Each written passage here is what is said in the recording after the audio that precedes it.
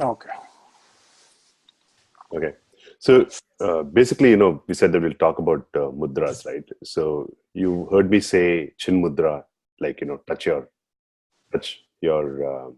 um, index finger and thumb like this, and the other three extended, right? That's chin mudra, right? Now, there are different mudras. Now, let's step back for a second. Let's understand what is the concept of mudras, right? Okay. So, I'm sure all of us remember Mendeleev's periodic table, right? Mhm. With 108 elements, and every other day they keep discovering newer elements, they keep adding, and the table keeps growing, right? So, that's one way of resolving the universe and saying, okay, the universe consists of so many da da da da elements, and the combination of these things makes up different kinds of things. That's one way of resolving it, the scientific way. Okay. The other scientific way of resolving things is, okay, you come to the common denominator of what's there behind all these stuff. What's the least common denominator, right? And then they figure that there are 5 elements that make up the entire universe. Okay. And when I say universe, not just the physical universe that we see, but also the mental universe. There's 5 elements, right? Now I'm going to use my hand and explain this to you. Space, okay, right? Air, fire, okay, water, and earth. So technically what they're saying is you can resolve the entire universe. And when I say entire universe, I'm including you as a person, I as a person as well inside that, with these 5 elements. So combination, different types of combination of elements of these 5 elements in different proportions make up the universe.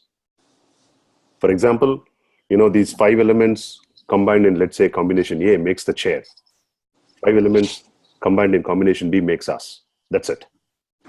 Makes sense so far? It's a theory. Okay. Just stay with it. Stay with it and say that it's the theory. Okay. You're touching the fire and the air. Yeah. Right.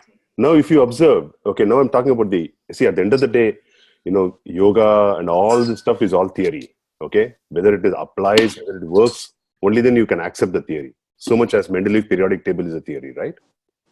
Okay.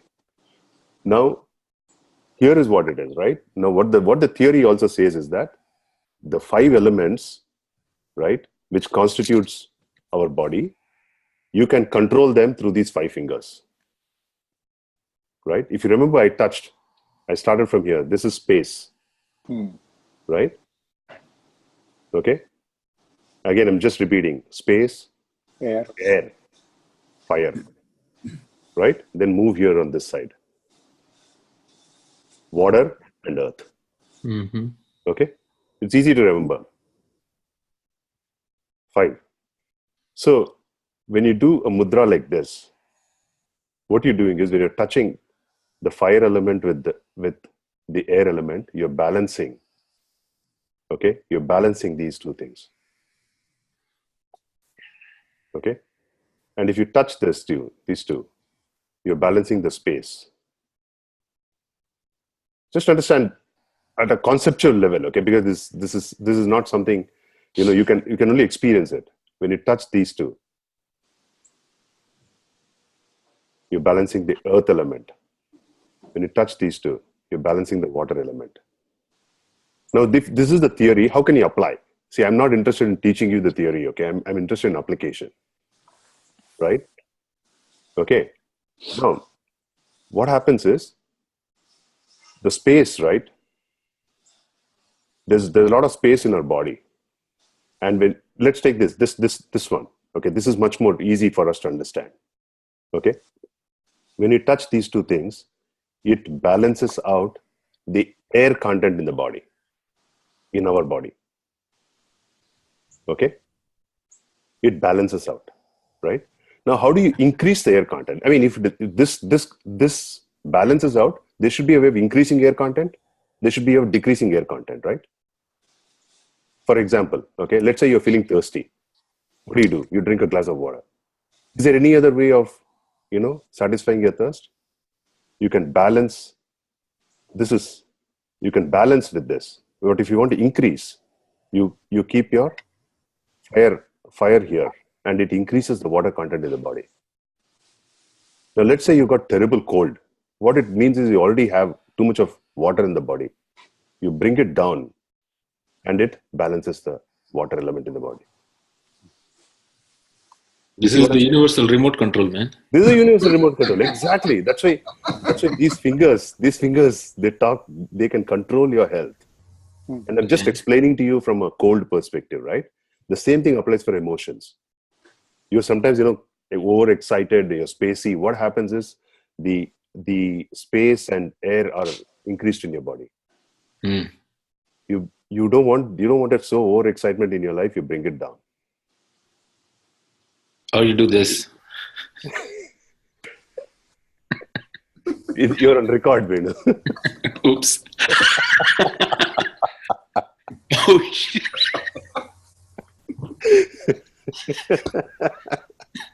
Sorry, okay. So that's the concept of mudras. Okay? That's all it is. So Awesome. why did you ask us to hold the air and the fire for our meditation? Yeah, because this one is the Breathing? Yeah, exactly. You're able to control your breathing by doing this. And there's a lot of science behind, but I don't understand all of them. But my understanding is this one controls pituitary and endocrine glands. These two fingers. Apparently, there's a connection between pituitary and endocrine glands. Checking. Okay? That's why I ask you to hold it like this, because it controls your emotions. It manages your emotion. I'm not saying controlling, it manages your emotions.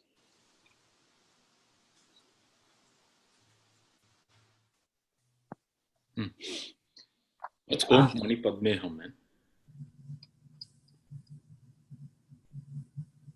So I realize that this is so powerful. Okay, whenever I've had cold, this is the only simplest way that I resolve it. Really? It works? Yeah, it works. When I had a cold, I would do this and do this. Yeah. Balancing. So what do you do, Rajesh? You do this when you have cold? No, when you have cold, if you touch here, see what happens is, think of it. Okay, let me step back for a second. Let's say that you want food to be cooked. What do you give to the food? You give fire to the food, right? Likewise, the fire is the one which instigates everything, okay? So if you touch here, it instigates it more. So you have to reduce it. Okay. You bring it down. But this is earth. No, I'm sorry. I was just kind of showing it as an example. Yeah. So for cold, you're using your pinky or your... Pinky. And digestion, you're using air? Digestion, there are different things that you do. Yeah, digestion, you lose air. Yeah, meet after the class. Yeah. Okay. And this controls huge amount of health diseases that we have, right? You can very easily manage them with this. Yeah. So Rajesh, other methodologies like reflexology and even I would say acupuncture. Acupuncture, yeah, exactly. Acupuncture from, so I think a lot of other Asian philosophy or techniques also rely on the hand as a vehicle to sort out things. Yeah. Absolutely. For example, if you want to generate heat in your body, right? You can kind of hold your hand like this for 5 minutes. With your thumb stretched up like this. In just 5 minutes, your body will generate so much of heat.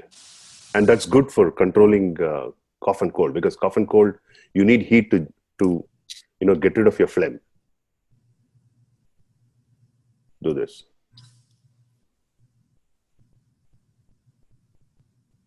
Oh, it's getting hot here, man. But I get it. I think, okay, because I'm a man of scientific reasoning, I'm inclined to believe that there is something to it, but it's a placebo. Possible. and you will only believe it, and you'll drop that incline to only if it works for you and for everybody else universally, right? So you got to experiment with it, and if you're not a man of a scientific intent if you don't experiment with it. Right. You will have to experiment with it and figure out whether it works or not. Yeah. Regarding heat, right? When you look up Wim Hof's method, and I think you'll have some discoveries there. Wim Hof method. He's a Polish, or he's from Holland. Yeah. Wim Hof. Breathing can control your body temperature. Heat. Yeah. Wim Hof. Okay, Guntax, I'm willing to believe you for a bit until I Google away. Absolutely, do that. So that's it. These are the mudras. That's it. These are the ones. But they have names. This is chin. Yeah, you have lots of names, I don't remember all of them. I just kind of use what is relevant. Your name doesn't really matter. What matters is the impact of it. You can call it anything. Okay. So just kind of get that concept right. This balances, touching at the tips balances, and touching at the bottom increases, bending down decreases, right? And then you know what each one of them are for, and you know how you can control them. That's it. Next time my basement is flooding, I will do this. No.